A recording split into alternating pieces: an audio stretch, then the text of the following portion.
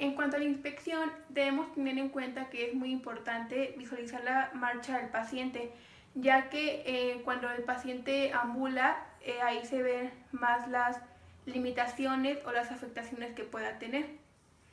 El libro nos recomendaba hacer inspección del paciente de manera que estuviera desnudo, pero para mayor comodidad le vamos a pedir que se quede en ropa interior. Al momento de que el paciente se quita la ropa, es muy importante observar si presenta alguna limitación o si le duele algún movimiento. También tenemos que observar, es muy importante observar si el paciente no presenta alguna erosión, algún bulto, tumefacción, cambio de color, y también tenemos que observar los pliegues cutáneos. Tenemos que observar las crestas ilíacas y debemos de darnos cuenta que estén alineadas. Igualmente con los hoyuelos de la parte posterior, ubicarlos y darnos cuenta de que estén alineados. En la vista lateral vamos a observar que el paciente no presente alguna hiperlordosis o alguna rectificación lumbar, que en este caso lo lumbar se asocia con lo de la columna. También tenemos que observar que el paciente tenga los pliegues de los glúteos, y en los lactantes es muy importante observar los pliegues cutáneos. Tienen que estar simétricos, ya que si están asimétricos se puede pensar que el lactante tiene alguna luxación congénita de cadera.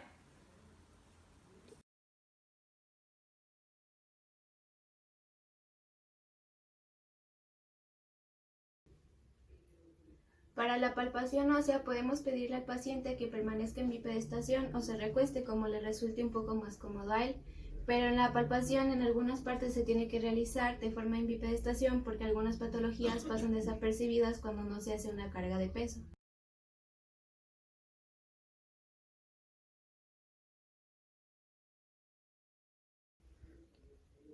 La primera parte de la palpación se hace desde la parte anterior.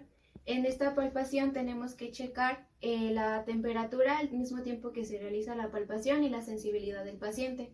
También tenemos que realizar la palpación de forma bilateral para comparar más fácil. Para la palpación de las espinas ilíacas anteriores y superiores nos colocamos a un lado del paciente y ponemos nuestras manos a la altura de la cintura, colocando nuestros pulgares sobre las espinas ilíacas. 3. Después, para tocar las crestas ilíacas, vamos a girar nuestros dedos desde el índice al meñique hacia arriba y ahí vamos a lograr palpar las crestas. 3. Después, para palpar los tubérculos ilíacos, vamos a girar un poco nuestros dedos, igual desde el índice hasta el meñique, un poco hacia posterior y ahí vamos a poder localizar los tubérculos ilíacos. 3. Para tocar el trocánter mayor sin despegar nuestros pulgares de las crestas ilíacas anteriores y superiores, vamos a girar todavía un poco más para lograr localizarlo el trocánter mayor. Después, para palpar los tubérculos púbicos, vamos a dejar nuestros dedos en el trocánter mayor y los dedos pulgares van a bajar sobre la ingle hasta tocar los tubérculos del púbico.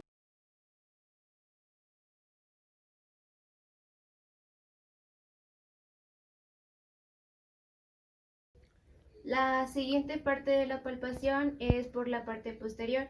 En esta vamos a necesitar que el paciente se ponga en decúbito lateral hacia el lado que vamos a explorar y pues que la cadera tenga una flexión. En esta postura lo primero que vamos a palpar son las espinas ilíacas posteriores y superiores. Primero nos vamos a ubicar en la espina superior y de ahí vamos a recorrer hacia posterior hasta llegar al tubérculo. También vamos a ubicar el trocánter mayor desde la parte posterior y lo vamos a hacer dejando el pulgar en la espina superior y llevando nuestros demás dedos hacia la parte inferior, y aquí vamos a encontrar el trocánter mayor. Una vez que ubicamos el trocánter mayor, vamos a colocar nuestros 4 dedos en esta parte y vamos a bajar hacia la parte media del glúteo para poder localizar la tuberosidad isquiática. Esta es fácil de palpar en esta posición. La articulación sacroiliaca no es palpable debido a la saliente del ilion. Solamente podremos palpar las apófisis espinosas de L4 y L5.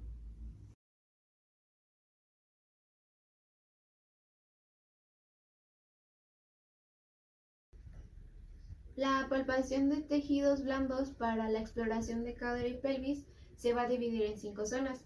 La primera zona es el triángulo de Scarpa, la segunda zona es la del trocánter mayor, la tercera zona es del nervio ciático, la cuarta zona es de la cresta ilíaca y la quinta zona son los músculos de cadera y pelvis.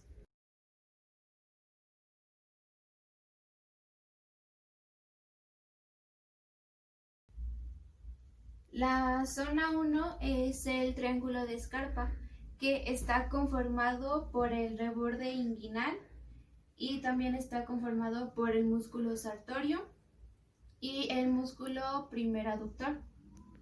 ¿Ya? Esta zona es palpada más fácilmente cuando el paciente forma un cuadro con su pierna o deja descansar su pie sobre la rodilla de la pierna contraria, o como también se conoce, realizando una flexión, abducción y una rotación externa de la cadera.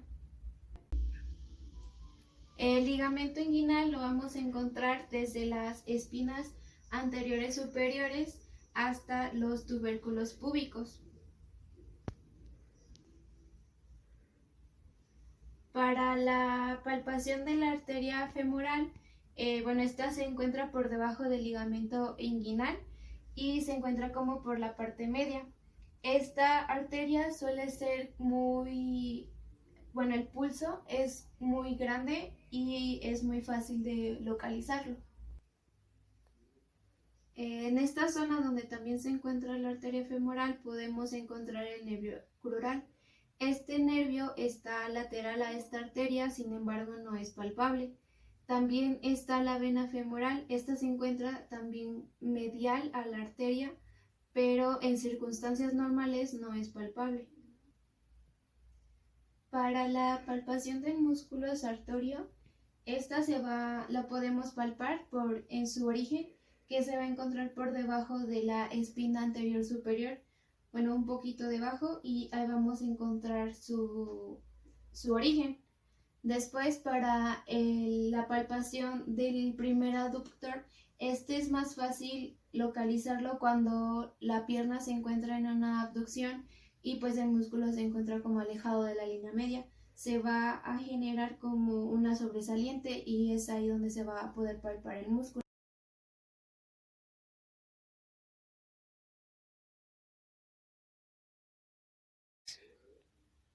Para la palpación de esta zona es necesario pedirle al paciente que se ponga en decúbito lateral. En esta zona vamos a palpar la bolsa trocántea.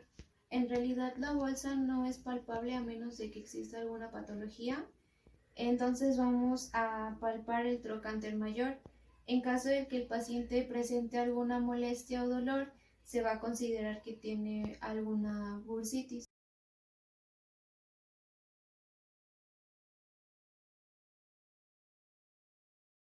El nervio ciático está localizado entre el trocánter mayor y la tuberosidad isquiática. Primero se deben de palpar el trocánter mayor y la tuberosidad isquiática para lograr encontrar el punto medio de ambos. Al encontrar el punto medio se hace una palpación un poco profunda, y si hay una excesiva sensibilidad o alguna molestia, algún dolor, esto podría indicar alguna hernia de disco en lumbar o algún traumatismo directo en el nervio.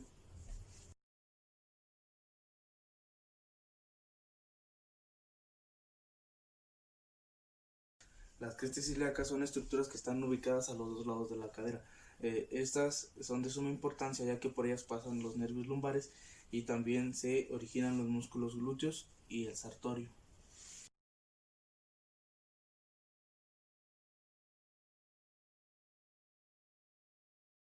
El psoas ilíaco es el músculo primario flexor de la cadera. Este músculo no es palpable ya que está muy profundo, y alguna alteración de este músculo podría causar una deformidad de la cadera. El músculo sartorio es un músculo que recorre por la parte anterior del muslo Para poder palparlo se necesita hacer una rotación externa de cadera, una flexión de rodilla y colocar el tobillo sobre la tibia de la otra pierna. Para palpar el músculo recto anterior del muslo, el paciente debe de encontrar el decúbito supino, ya que este músculo va desde la articulación, desde la cadera hasta la rodilla, actuando en la cadera como un flexor y en la rodilla como un extensor. No digas esto. El grupo extensor de la cadera está constituido por el glúteo mayor y los tendones de la curva. El glúteo mayor se palpa con el paciente en posición prono y con una flexión de rodilla y una extensión de cadera. Cuando el paciente realiza este movimiento, el músculo entra en acción y es más fácil hacer la palpación de este. El grupo abductor de la cadera está constituido principalmente por el glúteo medio y el glúteo menor. El glúteo menor se encuentra sobre la profundidad y no es palpable, mientras tanto que el glúteo medio es el principal abductor de la cadera. Este músculo se palpa con el paciente en decúbito lateral con una leve abducción de la cadera, ya que esta abducción hace que el músculo sobresalga y se pueda palpar con más facilidad. El origen del glúteo medio está por debajo de la cresta ilíaca. El grupo muscular aductor de la cadera está constituido por 5 músculos, como es el primer aductor, segundo aductor, tercer aductor, recto interno y el pectíneo. De estos 5 músculos, el único que está más superficial y accesible a la palpación es el primer aductor. Y la palpación de este músculo se realiza haciendo una rotación externa de cadera con una flexión de rodilla, colocando el tobillo sobre la tibia de la otra pierna.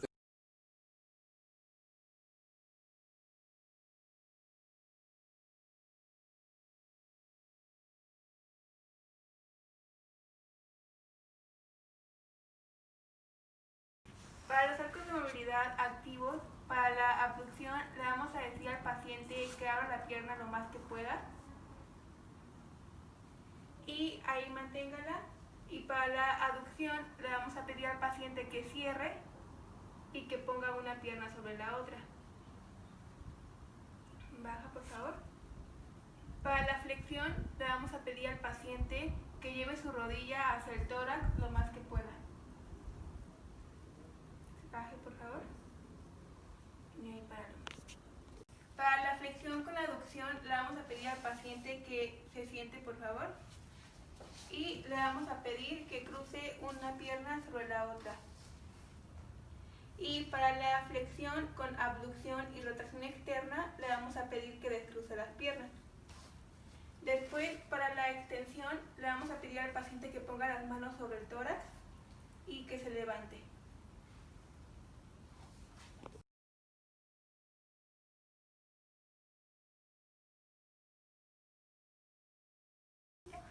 Para los arcos de movilidad pasivos, para la flexión le vamos a pedir al paciente que se recueste en decúbito supino. Vamos a estabilizar la pelvis con la mano debajo en zona lumbar y vamos a le vamos a pedir que relaje y que realice una flexión de rodilla y le vamos a llevar el movimiento de flexión. Para la abducción vamos a estabilizar la pelvis con la mano sobre la cresta, vamos a tomar el tobillo y le vamos a realizar el movimiento. Y para la aducción es lo mismo, paciente en decúbito supino, se estabiliza la pelvis con la mano sobre la cresta ilíaca, se le toma el tobillo y se le realiza la aducción. Después, para la extensión le pedimos al paciente que se acueste en decúbito prono. Le pedimos que haga una flexión de rodilla. Se va a estabilizar la pelvis de igual manera en la mano sobre la cresta y se le va a realizar la extensión.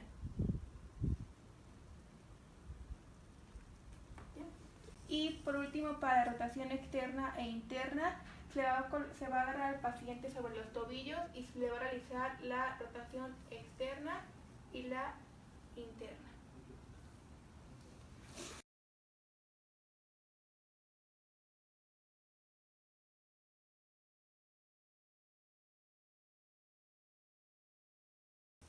Bueno, para las pruebas musculares vamos a ocupar, como ya sabemos, la escala de Loewe.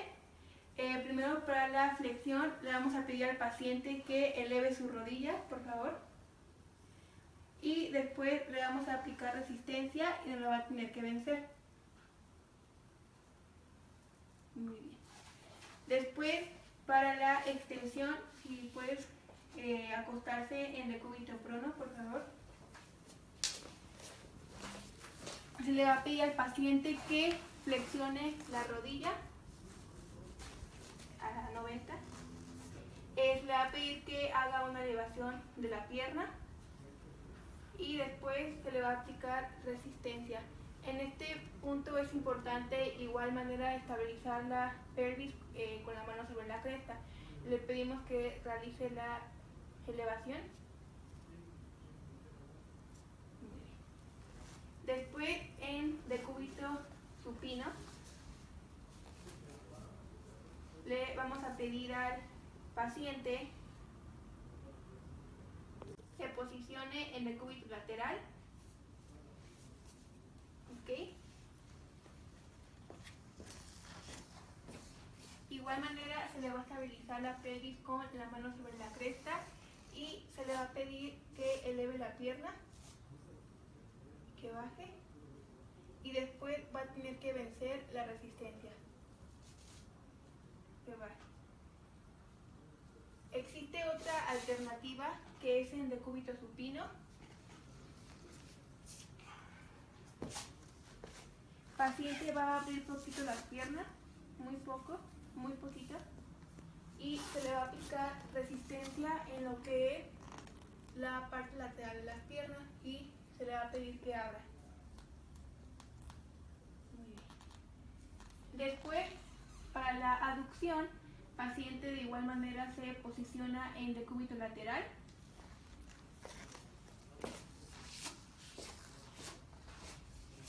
Igualmente se estabiliza la pelvis con la mano sobre la cresta ilíaca y aquí se va a aplicar la resistencia. Y el paciente va a intentar bajar. Ok. Y la otra alternativa es igual en decúbito supino. Paciente va a cerrar las piernas y se le va a aplicar una resistencia en lo que es la parte medial de la pierna y el paciente va a intentar cerrar.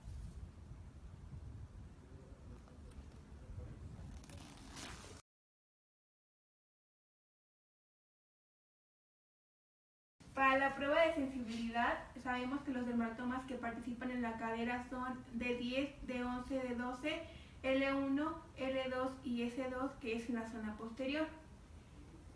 Tomando en cuenta D10,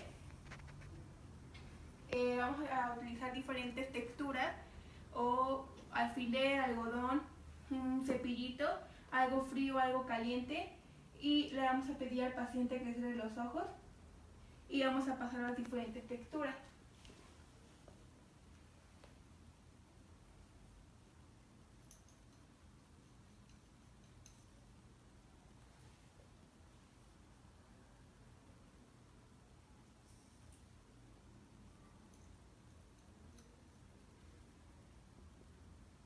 Ok, en esta prueba es importante preguntar al paciente qué siente, si le duele, si no le duele, si lo siente molesto o si no siente nada.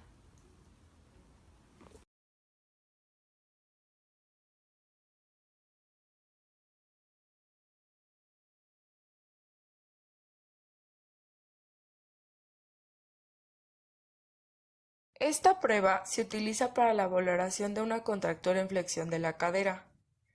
El paciente se debe de colocar en decúbito supino, mientras que el explorador colocará una mano debajo de la columna lumbar del paciente y la otra mano realizará una flexión de la articulación de la cadera de la pierna no afectada.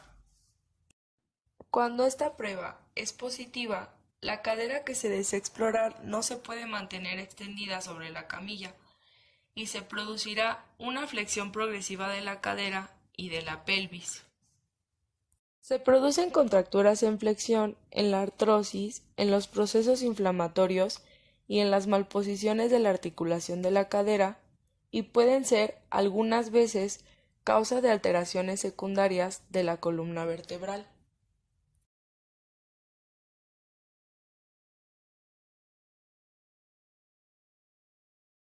Esta prueba se utiliza para la valoración de la cintilla iliotibial y el tensor de la fascia lata. El paciente se debe de colocar en decúbito lateral del lado no afectado, con la cadera en ligera flexión igualmente del lado no afectado, mientras que el fisioterapeuta se colocará posterior a él a la altura de la cadera, colocando una mano sobre la cresta ilíaca del paciente y la otra sosteniendo la extremidad del paciente en una flexión de rodilla. Y es entonces cuando la pierna libre se deja caer por acción de la gravedad para que aduzca la cadera tanto como sea posible, hasta contactar con la camilla. La prueba es positiva si la rodilla no contacta con la camilla. Esto significa que existe un acortamiento de la banda o la cintilla iliotibial.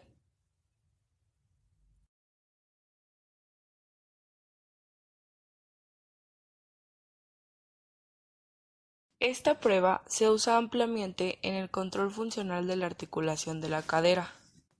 El paciente se colocará en decúbito supino, mientras que el fisioterapeuta coge la pierna del paciente a nivel del pie y a la altura de la rodilla y la flexiona. Esta prueba es positiva si se produce una rotación externa pasiva inevitable de la cadera al realizar dicha flexión de cadera. También puede tener resultado positivo en las infecciones de la articulación de la cadera, en las primeras fases de la coxartrosis o en algunos tumores.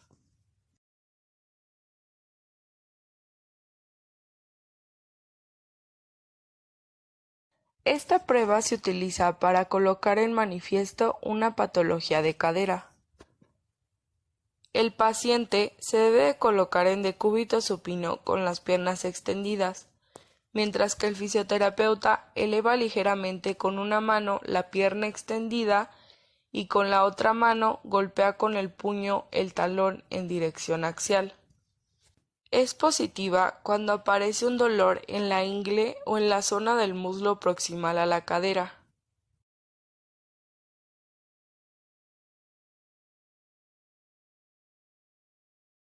Esta prueba se utiliza para la valoración de una contractura en el músculo piriforme.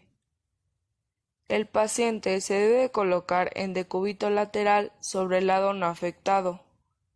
Se flexiona la pierna afectada a 60 grados a nivel de las articulaciones de rodilla y cadera. El fisioterapeuta estabiliza la pelvis con una mano y con la otra ejerce presión dirigida hacia el suelo sobre la articulación de la rodilla. La aparición de dolor en el músculo piriforme es que la prueba ha dado positiva. En cambio, si el dolor es irradiado, son síntomas neurológicos y sugiere una irritación del nervio ciático.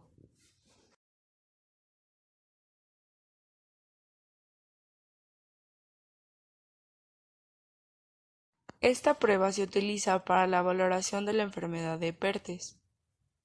Se coloca al niño en decúbito supino con una pierna extendida y la otra flexionada a nivel de la rodilla. Se coloca el malleolo externo de la pierna flexionada por encima de la rodilla de la otra pierna.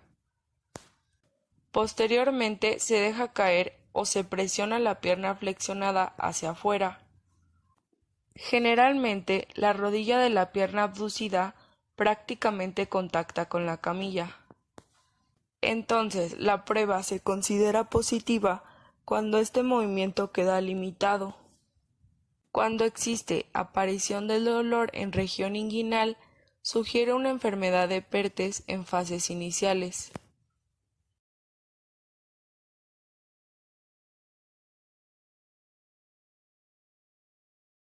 Esta prueba se utiliza para la valoración de una diferencia de longitud entre las piernas. El paciente se debe colocar en decúbito supino con flexión en ángulo recto de las rodillas y pies, apoyados sobre la camilla. El fisioterapeuta deberá comparar desde el extremo de la camilla y desde los laterales la posición de ambas rodillas. En condiciones normales, ambas rodillas deben estar a la misma altura. Si una queda más alta que la otra, la tibia de esa extremidad será más larga o bien la contralateral más corta.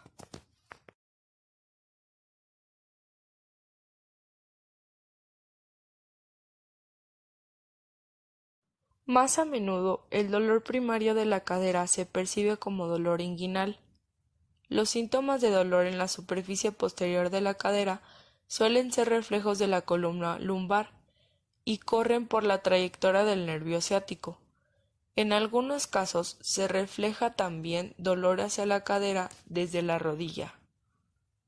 Esta es una parte esencial de la exploración de la región pélvica, puesto que es la mejor manera de palpar de manera directa al coxis y la articulación sacrocoxígea. Para explorar el recto, pida al enfermo que se recueste de lado. Al principio se debe verificar el aspecto corrugado normal del ano.